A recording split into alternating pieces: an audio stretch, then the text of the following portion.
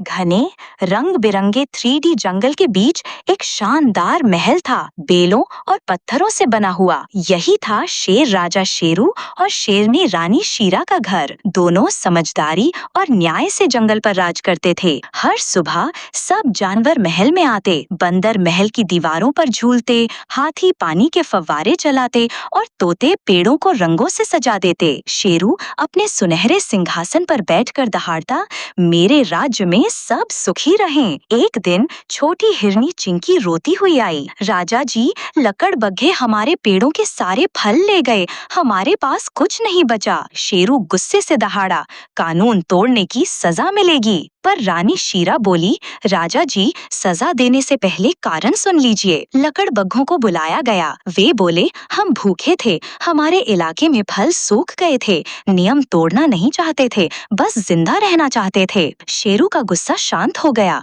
उसने समझा कि असली ताकत समझ और दया में होती है। उसने आदेश दिया, अब से जंगल के सारे जानवर एक दूसरे के साथ खाना बांटेंगे। उस दिन के बाद जंगल में प्यार और एकता फैल गई। हाथी फल लाते, बंदर नारियल बांटते और तोते खतरे की खबर देते। महल सूरज की रोशनी में चमक उठा और आवाज आई, राज्य डर से नहीं, दया से मजबूत होता है। नीति, सच्चा राजा वही जो दूसरों का दर्द समझे।